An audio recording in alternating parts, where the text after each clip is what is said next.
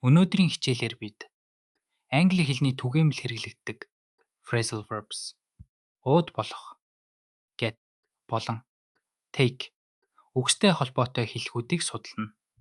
Эдгээр нь энгийн үгс мэт боловч өөр үгстэй хослоход огт өөр утга илэрхийлдэг онцлогтой байдаг. Бид өдөр тутмын ярианд хэрхэн зөв хэрэглэх талаар дэлгэрэнгүй авч үзэх болно. Эхлээд get үгтэй phrasal verbs үүдийг авч үзье. Эдгээр нь ихэвчлэн хөдөлгөөн, төлөв байдлын өөрчлөлт, эсвэл харилцааг илэрхийлдэг. Жишээлбэл get буюу босох, get by, амь зуух, аргалах, get along with, хэн нэгэнтэй сайн харилцаатай байх гэсэн утгуудыг илэрхийлдэг. Жишээ өгүүлбэрүүдийг хамтдаа харцгаая. Одоо get үгтэй холбоотой зарим чухал phrasal verbs үүдийг үгийн сангаар баяжуулъя. Get over нь ямар нэгэн зүйлийг даван туулах эсвэл өвчнөөс идрэх гэсэн утгатай. Get away гэдэг нь зүхтах эсвэл амархаар хаа нэг тийшээ явахыг хэлнэ. Харин get around мэдээ мэдээлэл тархах эсвэл нэг газараас нөгөө рүү зорчих гэсэн утгатай.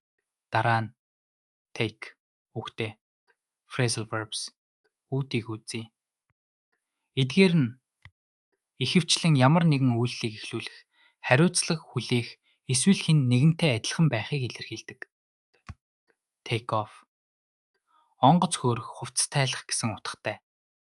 Take on үүрэг хүлээх, ажил үүрч авахыг хэлнэ. Харин take after хэн нэгэнтэй адилхан байх гэсэн утгатай. Жишээ өгүүлбэрүүдийг харцгаая. Одоо take үгтэй холбоотой зарим чухал phrasal verbs үүдийг үгийн сангаар баяжуулъя. Take up шинэ хобби эхлүүлэх эсвэл зай эзлэх гэсэн утгатай. Take over гэдэг нь хяналтаа авах эсвэл ажлыг хүлээн авахыг хэлнэ.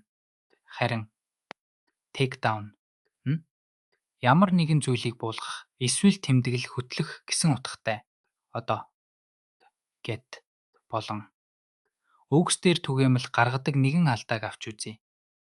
I will take my car to work tomorrow болон I will get my car to work tomorrow гэсэн хоёр өгүүлбэр нь утгын хувьд өөр ялгаатай. Take my car to work гэвэл би өөрөө машинаа бариад ажилдаа явна гэсэн утгатай.